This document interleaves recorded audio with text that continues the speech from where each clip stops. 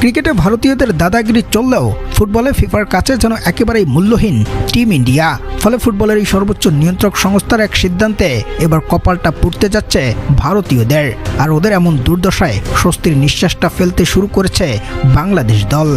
কেননা ফিফা এবার আনুষ্ঠানিকভাবেই সুখবরটা দিতে যাচ্ছে বাফুফেকে।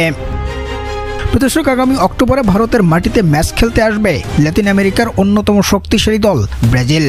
আর একই সময় অন্যদিকে মাঠে গড়াবে এশিয়ান অঞ্চলের সর্বোচ্চ আসর এশিয়ান কাপের লড়াই, যেখানে এই দুই জায়গায় এবার বিপত্তিটা তৈরি হয়েছে ভারতীয়দের জন্য।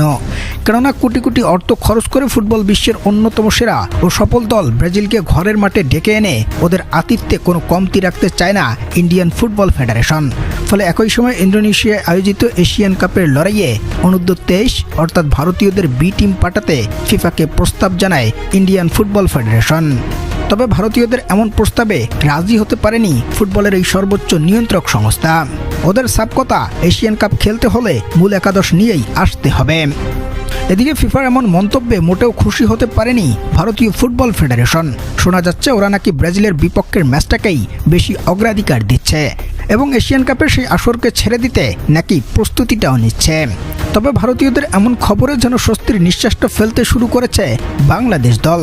কেননা ওরা এই টুর্নামেন্ট থেকে সরে দাঁড়ালে ওদের শূন্য স্থান পূর্ণ করতে বাংলাদেশকে ডেকে নেবে ফুটবলের এই সর্বোচ্চ নিয়ন্ত্রক সংস্থা।